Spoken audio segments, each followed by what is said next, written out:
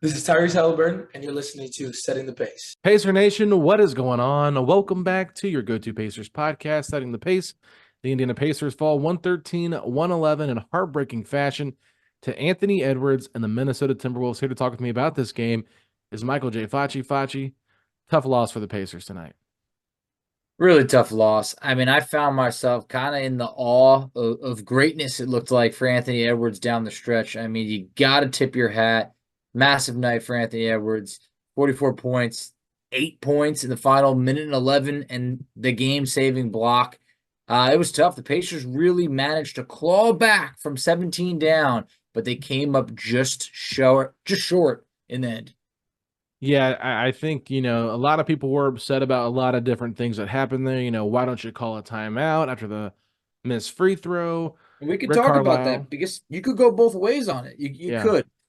I just feel like with how much length Minnesota has, that's a tough thing to do is like, oh, let's call a timeout and set up our offense to try to score on this set defense that, we just saw the previous play. Haliburton gets stripped by Nickeil Alexander-Walker trying to go one-on-one.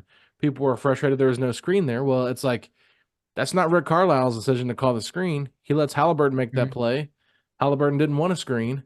Haliburton wanted to go isolation, and he over-dribbled. So, yeah, there's a lot of different things. We're kind of all over the place in terms of like where we want to start with this, but a lot of people frustrated with Rick Carlisle in the fourth quarter, some of the decisions there. But Rick Carlisle said it, and I know fans didn't want to hear this, but it is true, and I'm not just being a Carlisle defender. The Pacers got off to a terrible start once again. Oh, And horrific first quarter. yeah, I mean, look at it. Like they gave up 48 a couple of nights ago to New Orleans. They absolutely got outplayed in the first quarter by San Antonio when they lost. They had a really good first quarter against Dallas, and guess what happened? Yep, They a won the win. game. So, I think that they did a great job clawing back into this game, but like if they just have a much better approach to start the game out with, I think there's a good chance they take advantage of when Anthony Edwards was out of this game with that ankle injury before he returned to the game and kind of put on a show. It's just, this team cannot always turn it up in the third quarter when their backs are against the wall. They got to learn how to punch people first in the mouth instead of being the guy that gets punched and then trying to punch back. That's true. That first quarter really doomed the Pacers tonight, and it was upsetting because I do think that the Pacers played a really good game the rest of the way. But yeah, they were lucky to be down by 10 at the end of the first quarter. I thought Minnesota was going to run away with it. So the Pacers were similar going into halftime. The Pacers were down 11. I just felt like, look, you never want to wish an injury upon anybody, but the Timberwolves were already playing without Karl Anthony Towns. So this is not a Timberwolves team at 100%. Anthony Edwards, like you mentioned, he has the ankle injury and just very early on in the game, and the Pacers were absolutely not able to capitalize during that time, which proved to be critical because Ant ends up dropping 44 in this game. I mean, each quarter from the second quarter to the third quarter and on, it was like he was getting better as time was going on. The Pacers just didn't have an answer for him at all in this game. But I thought that it was respectful to see them claw all the way back and even be able to take a 2-point lead at times. But yeah, the deficit they faced early on really put the Pacers in a hole that was just it's not what you want to set yourself up going into each game against the league's top defense. Yeah, I mean, Minnesota's a really good basketball team, and they've been playing great all year long, and they're deep, and they've got a lot of length, and we know how length has bothered the Pacers, and we were playing the Minnesota Timberwolves pace this whole game. I mean, 113-111. That's how That's they not want it to Indiana be. Pacers basketball. They started to play a little bit more of Indiana Pacers basketball in that third quarter, and that's when you saw them kind of go on those runs and get out and cut into that lead and eventually take the lead, like you said.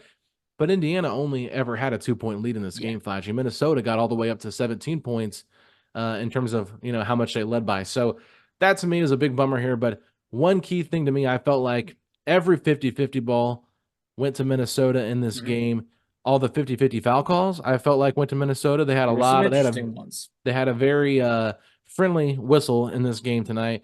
And then just like how many offensive rebounds did Minnesota have where they Six had more than us. yeah, and they had nice putbacks on those offensive rebounds where Indiana would play in, good defense initially, but then a Jalen Smith or someone else would miss a box out, and then here's Naz Reid or Rudy Gobert cleaning up the Exactly. glass, And it was just killer. Like you play good defense for like 20 seconds in your shot clock, and then you just don't finish it out once the shot's up in the air because you're scrambling. So, there's a lot of different things in this game, and I'm not really mad about this loss because Minnesota is a better team than Indiana. Yes. Even without Towns, like they're a very, very solid basketball team. But I think that Indiana, they needed this win clearly more than Minnesota did. I'm just disappointed with the way they started the game out. I think that they've got to find a way to get Tyrese, Pascal, those guys going early. Like those are the leaders of your team. That's your starting five. It can't just be on Neesmith and Nembhard to bring the energy for those guys to do it. Now, this is on Ty, Pascal, and Miles, your veterans and your star player, to get this team going. It shouldn't take TJ McConnell coming in the second, quarter to really give this team some type of spark. No, it shouldn't. And yeah, I mean this would have been a good win for the Pacers even without Towns in this. But this game was winnable. It really was, even despite that first quarter. If we go by a couple of different metrics, we already talked about. Hey, Minnesota out rebounds the Pacers on the offensive side of things by 6. That's huge. They actually had 9 more rebounds overall. And this was a Pacers team that committed 15 turnovers in this game. 6 more than Minnesota. So and then also Indiana missed 6 free throws in this game. When you lose by 2 and it comes down to, that layup getting blocked at the end of the game by Neesmith, everything is just, well, you know what, if they had been able to control that a little bit more, and that's how close of a game this proved to be. But Minnesota, yeah, they're an elite defensive team. I think that, hey, if this is what they showed without Towns, then this was an opportunity for Indiana that it would have been great to seize. But one thing, the bench that was amazing last game, obviously no Benedict Mathurin tonight, and Mathurin expected to miss a couple of games. The next 4, I believe. The next 4 is what I did here. Well, it'd be 3 now after this game, sorry. Yes, exactly. So 4 games is what was expected. Outside of Jalen Smith having 10 points by halftime, there was no one on the bench that really showed up that was sustainable. You had a couple moments here and there, but this was a Pacers team that just had 9 players score in double figures against the Mavericks. Tonight, just 4. Yeah, it's a good point. There wasn't a lot of balanced scoring. And I know that, without Benedict Mathurin, they're going to have to figure out a way to kind of stagger the lineup a little bit more to get some additional scoring with that second unit. And we saw that with Pascal Siakam. And what he did in the second quarter was really kept this team within the game because he was the only one scoring at one point. Yeah. And it was bad. It was like, what is happening here? And I think this is where TJ McConnell can be kind of frustrating to watch a little bit in these moments because you do need him to kind of initiate a lot of the offense with who he's playing with. When you have Obi out there and Shep and Jarris and Jalen, there's no secondary guy out there that can kind of help create any offense off the dribble. Maybe Jarris could do a little bit, but I don't think they trust him enough at this point. So, like, not having that Mathurin type of player out there to get to the rim. So when they go that all-bench lineup, I think they even were semi-decent in that stint that they had there. They didn't give up the lead. Maybe they were like a -2 or whatever. Like, they stayed pretty solid during that stretch, but they got cold there for a little bit in that fourth quarter before we saw some a timely 3 by Ben Shepherd and things like that. So I just feel like with the second unit the way it is, I do like the staggering to get Pascal back with that group, but it also, like, McConnell's got to pick and choose and be smart about when he's going to try to force the offense, because there can be times when he does try to force a little bit too much instead of actually running an offense, and he gets kind of caught with the ball in tough situations trying to make plays, and he is still about 6 foot tall, so when you're going out against an Nickeil Alexander-Walker or a Jaden McDaniels or even a Kyle Anderson, these are all guys that are, 6, 7, 8 inches taller than him that can really make those shots difficult. So, yeah, I think that the bench was fine. It wasn't good. It was even, right? It was an okay bench performance tonight, like not great, but they're going to need more help from the bench if they want to be able to kind of be more balanced without Mathurin.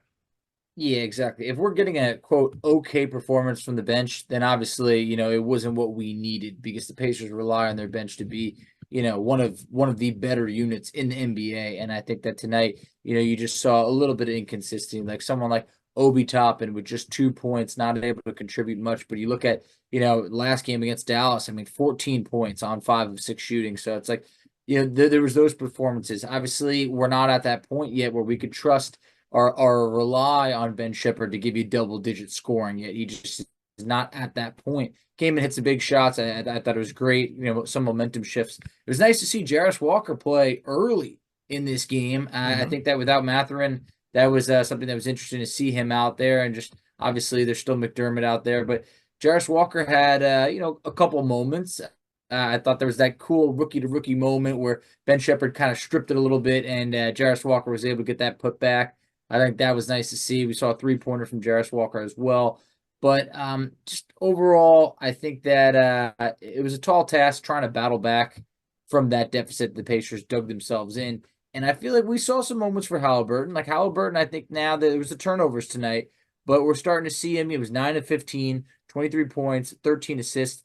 The 5 turnovers, not like Tyrese Haliburton. And in the game where I mentioned that it's a 2-point loss. If Haliburton gives you vintage Haliburton, maybe it's just 2 turnovers. Maybe that is a difference. You can't pinpoint it to that because there was many different factors that could have went our way that didn't, whether it's fouls that were not called, missed free throws, the rebounds that we talked about, but that's just what it takes to play. You have to play, not to say a perfect game, but you got to be more careful against a top-notch defense like Minnesota. Yeah, there's no doubt about it. And I forget where it happened at. It might have been in the third quarter, Facci, but there was a stretch there where the bench had like 3 or 4 just like terrible plays. Might have even been the second quarter. I was like, Obi Toppin made a jump pass. McConnell did the same thing. And it was just like, oh no, when it rains, it pours, right? It was like a consistency of just in bad basketball. And I was a little frustrated with it, but I feel like overall in this game, Haliburton, you mentioned it, like the shooting numbers are much better. 9 of 15 looks really good, but how does 8 of 9 sound from inside the 3-point line? Much better, right? Like it does. That's an elite number.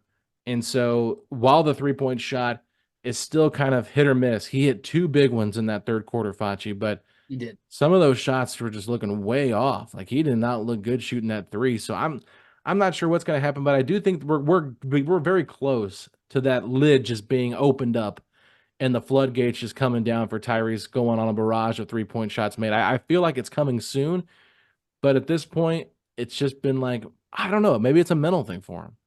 I don't know what it is, but through the last 4 games, he's 5 of 29. Ooh.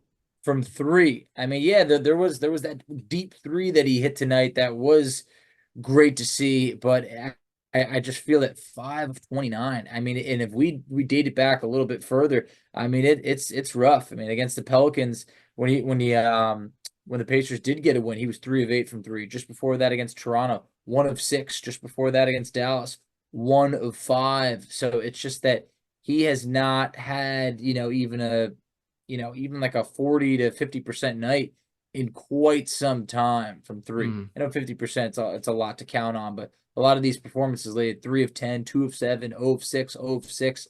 It has not been good. The Pacers need Haliburton to be more of that 40% 3-point shooter that he has been in his career. And I don't know if it's mental. I don't know what it may be, but I do think that he could only snap out of this. He's not just going to become some 25% 3-point shooter.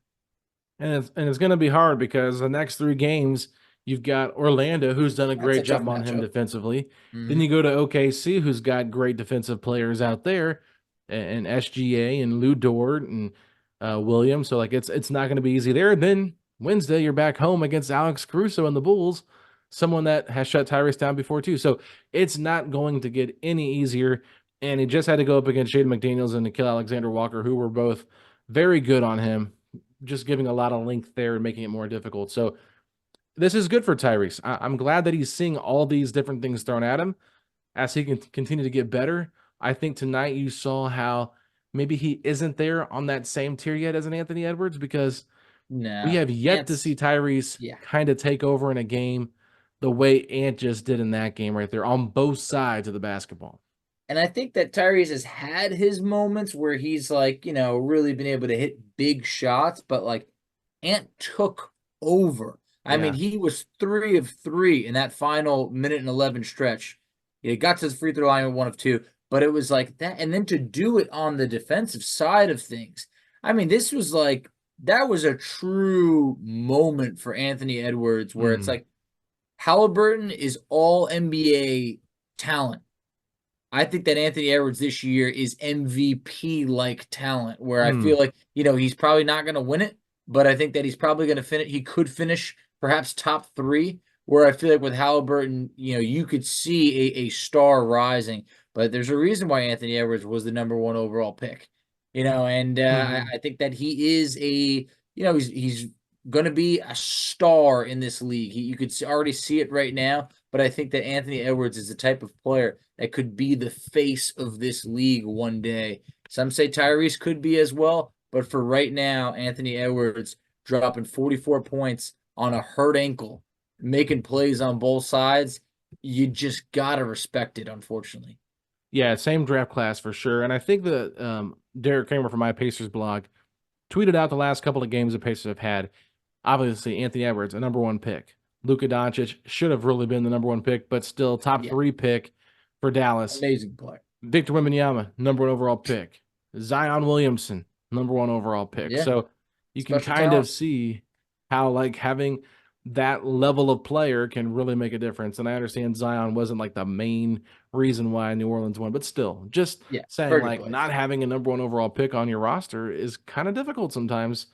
And, we're not complaining about that, but just throwing it out there. So thought that was interesting. And this was just a really tough game. I love the fight that we saw from this Pacers team in the third to get back into it, to make it a game, to take the lead and continue to claw back into it. Even in the fourth, when Edwards was hitting those big shots, like great play on an out of bounds call after a timeout where they got Turner, an open look in the corner right in front of the bench. He drilled that.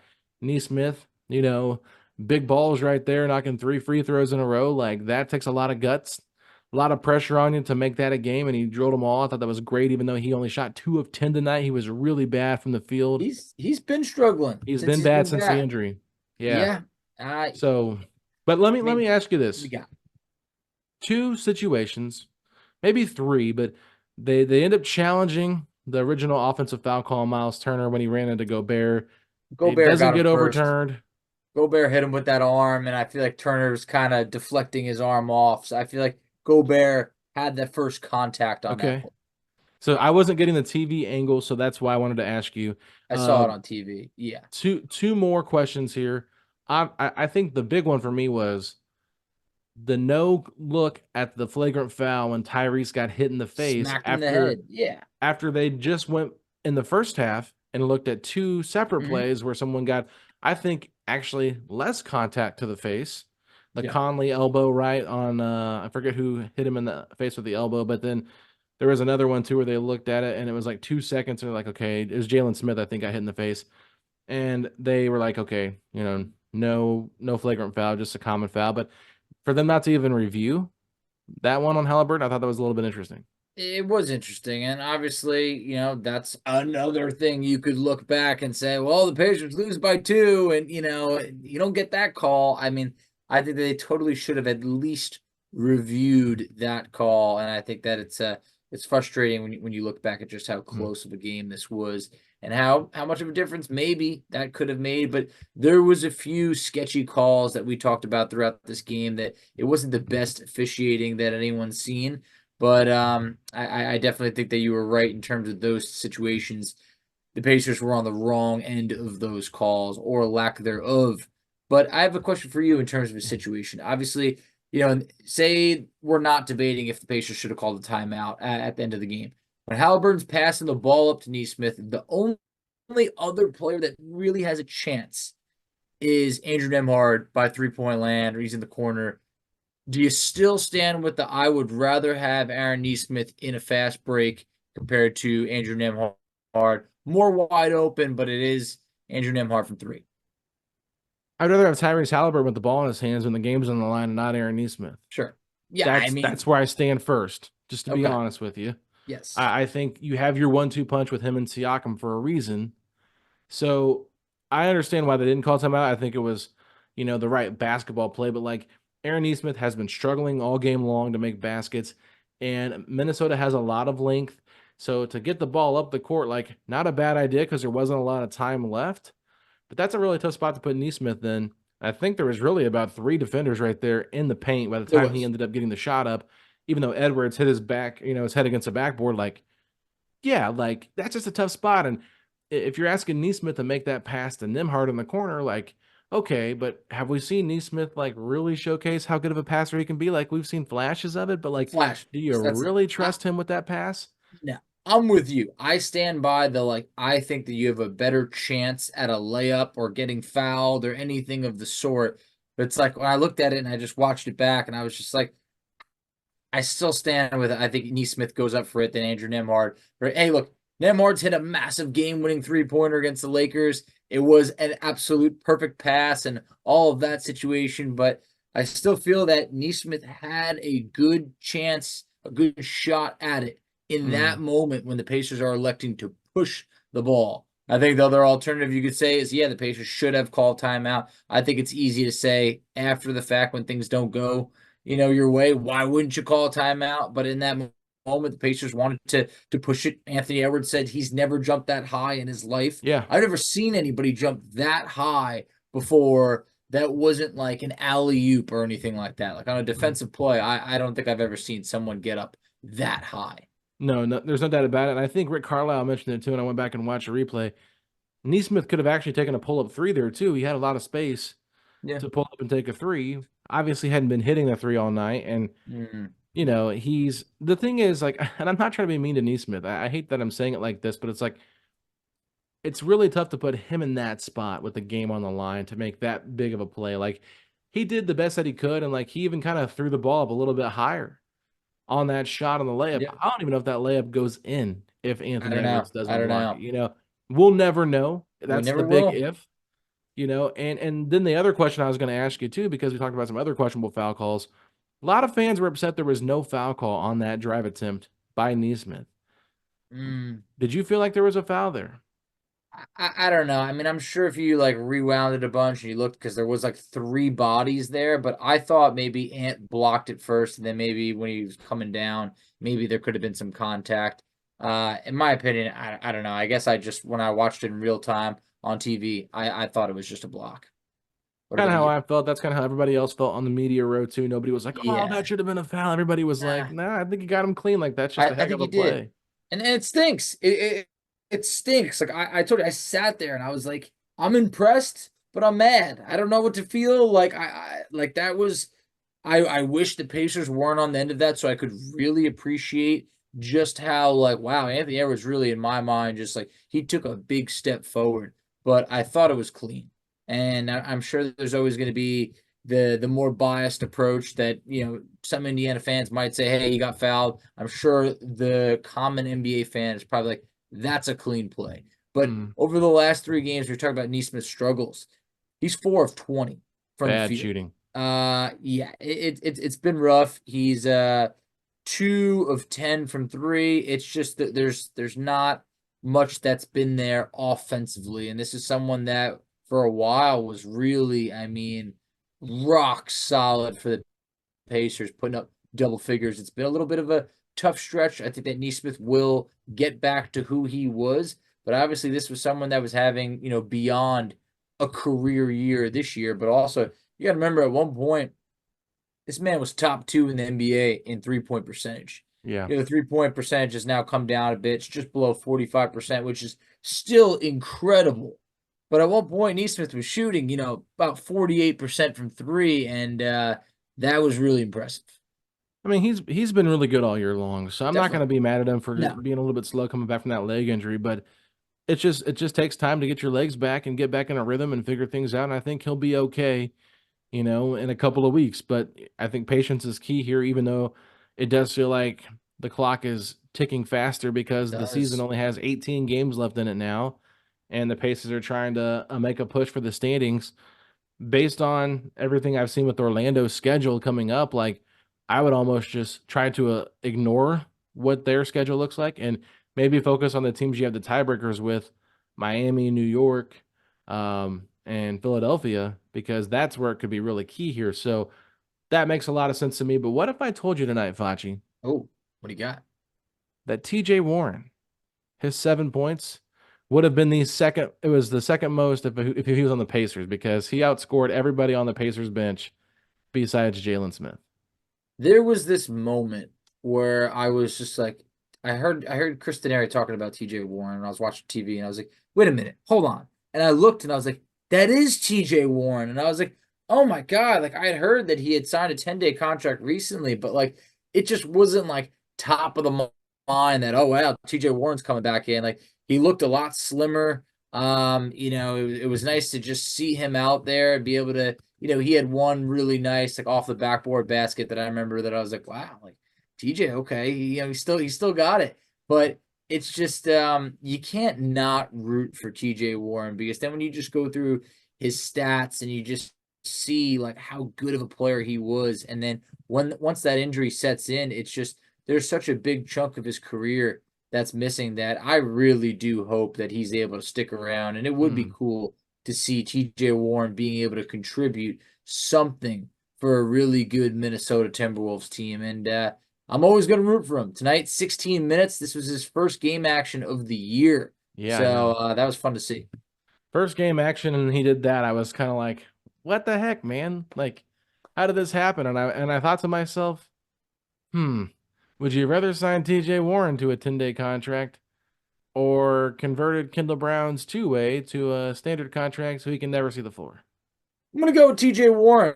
I think that's very unfortunate. I think that for Kendall, that's a nice, like, send a good message to the team type of thing.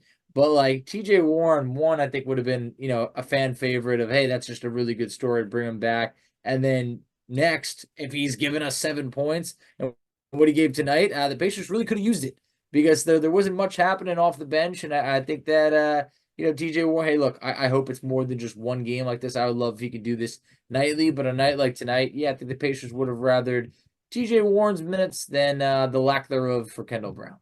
Yeah, and I think that, there's so much pressure on that bench to get scoring from Mathurin.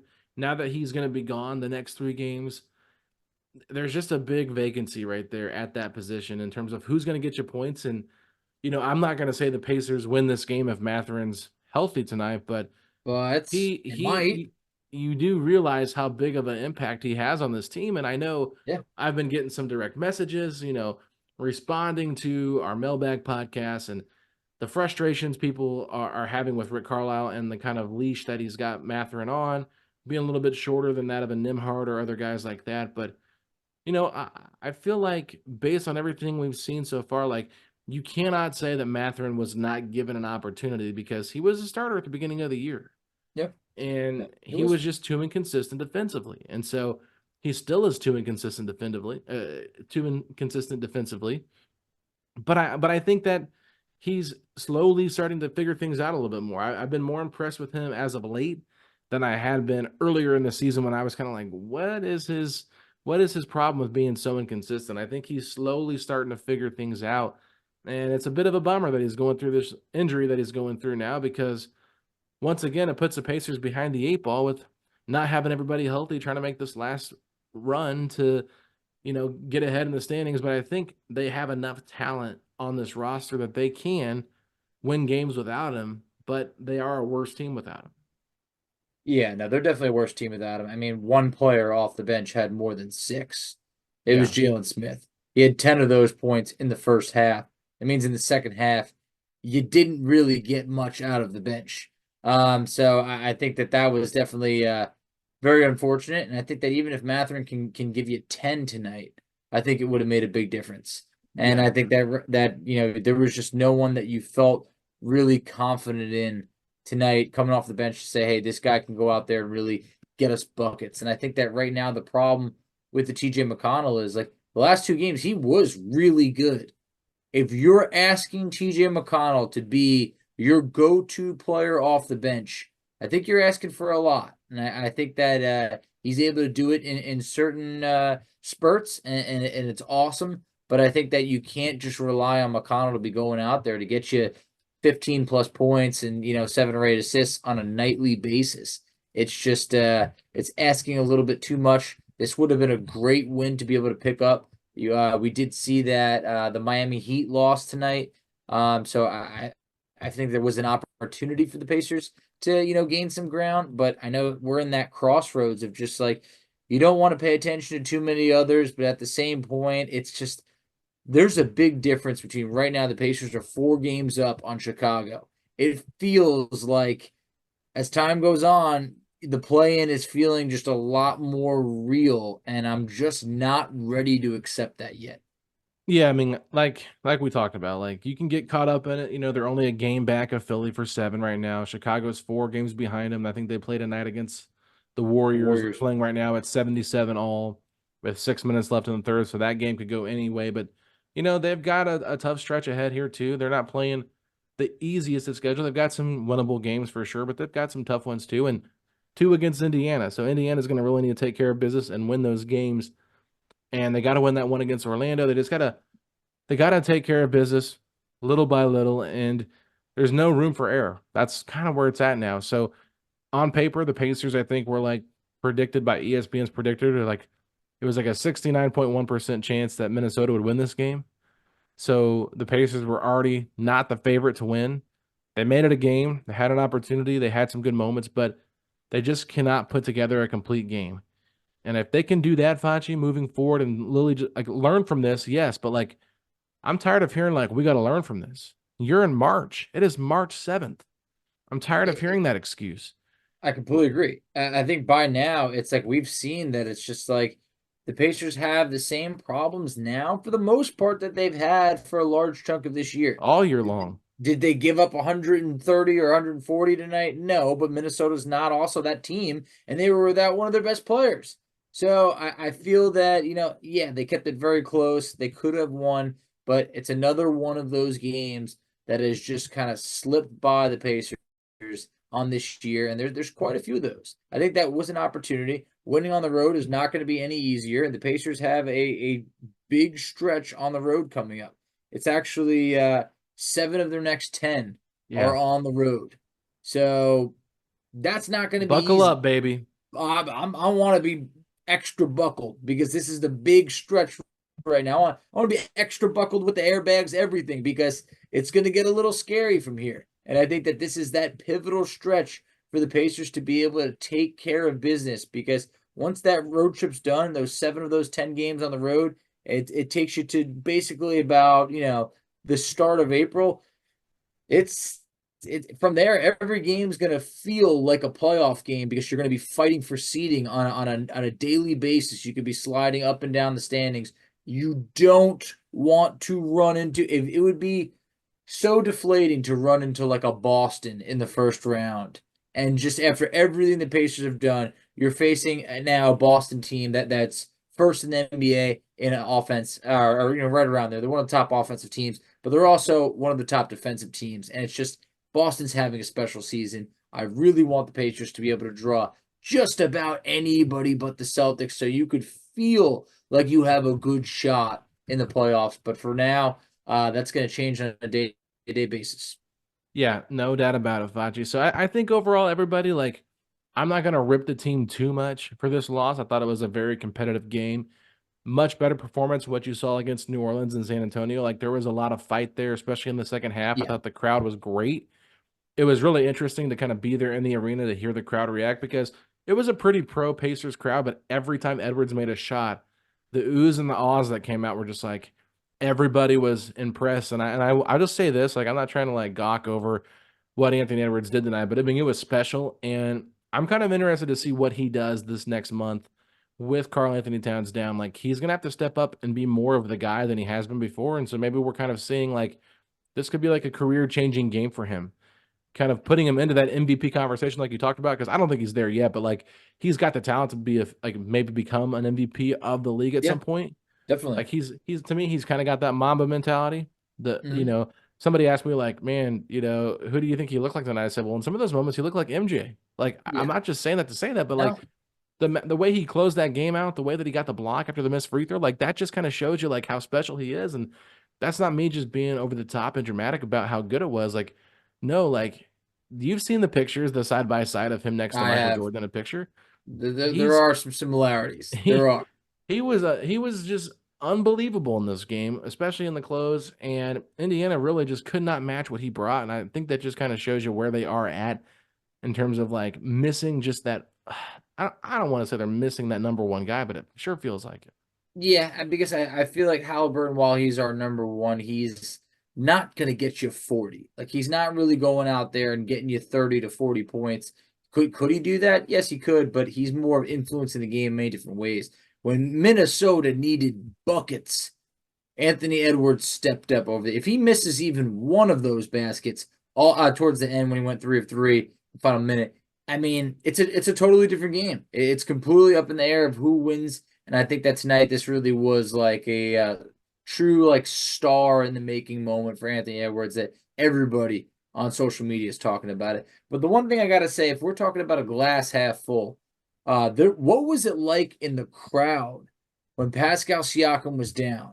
Because I had a quick moment where I was like, oh no. And luckily, everything seemed to be all right. We'll see what happens if there's any other news reported. But what was it like in the crowd seeing that? Yeah, I think I didn't hear a lot of murmuring. I just kind of heard like everybody was just kind of waiting to see if he got up or not before they made a reaction to it. But yeah, you're right. I think there was a little bit of concern, like, please just get up. Please just get up. Please. And, I was sitting next to Bob Kravitz at the game tonight, Foch, and I leaned over to him because Siakam had some big buckets in that fourth quarter, too. Mhm. And I looked at him, and he had that little 18-foot, fadeaway over the shoulder shot that he made. And I said, that reminds me of David West so much. Good old David, And man. The good I, old days. I kind of feel like not the same player, but they're kind of in the same role, right? Like David West came to a younger team Yeah. trying to ascend. Haliburton's here. Mathurin's really young. Like Turner's probably more in like that Hibbert era at this point of his Yeah, career. yeah. Like, so I kind of could see the similarities a little bit there, but just that way that he was kind of cooking. I felt like they didn't really have a good answer for Pascal Siakam in this game tonight. So he was big. I mean, you could kind of feel like how important he was. And that's why I said, like, at the end of the game, I would rather him or Halliburton have the shot over Neesmith or Nembhard. No offense, just have the ball in Tyrese's hands with the game on the line. Like, that's what you want. Even if he does get stripped, like we've seen a couple different times this year, maybe you don't just let him isolate because he's a little bit too predictable with his little move that he does. He does the same thing almost every time. So I think really smart defenders are going to be able to get into that. But you're right. That little scare there for Pascal was a bit worrisome, but I don't think it was like over the top exaggerated. I think everybody was just kind of like, get up, get up, get up. And thankfully he did. I just think us Pacer fans have just been through a lot, and it was just when someone hits the ground like that, it has not been good between Yeah. yeah, countless players. But the one thing I would say, as good as Siakam was, offensively, the one thing that I pointed out last episode was like I loved, or maybe not last episode, maybe 2 episodes ago, whatever it was, when he had 13 rebounds against Dallas. I pointed out how he's had. I mean, that was tied for the most rebounds he's had as a Pacer. But he's had numerous double-digit rebounds for the Pacers. But on a night like tonight, just 4 rebounds. That'll come against a Rudy Gobert, where it's just Gobert is, hey, he's elite at what he does. Mhm. And Gobert on his side of things pulled down 14 boards. But then also you think about Turner and the foul trouble that Turner was in this game. It really did make a big difference. Turner had 5 fouls. Felt like he was only able to play 21 minutes, by far the fewest out of any of the starters. And Rudy Gobert, he found himself in a couple tussles tonight between Aaron Neesmith and Gobert, and then I think it was actually Gobert that stepped on Siakam or got Mhm. involved in that situation. So I don't think that one was intentional, but it was just the Pacers have had a little bit of a history with Gobert between Turner and Rudy going at it in the past. So there was definitely some moments, but I'm glad that everybody's all right. I am too, and you're right. Rudy Gobert is just not a fun player to root for. He's a No, fun player to root he's not. against. But I think that's going to wrap it up for the post game show, Facci. Obviously, a big game on Sunday. We might I might have a pregame show for that one just because I think it's big, and we've got some friends in Orlando that do some great work down there. Maybe we can get one of them on the show, do a pregame podcast for that. But we'll definitely be back to recap that game. Well, you actually won't be here; you'll be out of I will town. not. So I Yep. actually already have a guest. Derek Schultz is going to be joining me to recap that game on Sunday night. So you guys will get a game recap there with me and Derek Schultz. And I might try to do, like I said, a preview before that just to get you guys all set up for that game and maybe look a little bit deeper at this upcoming schedule for the Pacers and just how challenging it's going to be. But with that being said, Facci, go ahead and let everybody know where they can find us at on social media. Absolutely. So you can find us on Twitter at PacersPod STP. You can find Alex on Twitter at AlexGoldenNBA. I can be found on Twitter at _FACCI. You can find us on Instagram at PacersPod STP. You can find us on Facebook at Setting the Pace. You can find us on TikTok at Setting the Pace. And Alex, tell them where they can check us out on YouTube. Ladies and gentlemen, please go to youtube.com/settingthepace, a Pacers podcast, and subscribe to that channel. Like the video. Let us know what you think in the comment section below about the game. Obviously, a lot of questionable calls, a lot of bit of, what if or coulda, shoulda, woulda stuff, and very frustrated fan base after this loss because of the opportunities that were there to win this game, and we understand that. So if you disagree with what we said, that's fine. You're allowed to have your own opinions. It's just an opinion. There's no right or wrong answer to it. So we're just going to stick with what we think and listen to your opinions. But we would love to hear from you, whether it's on social media or in the YouTube comment section below. But Facci, if you're excited that Jarris Walker got an opportunity tonight and played pretty well, then hit me with those 3 words. Let's go, Pacers.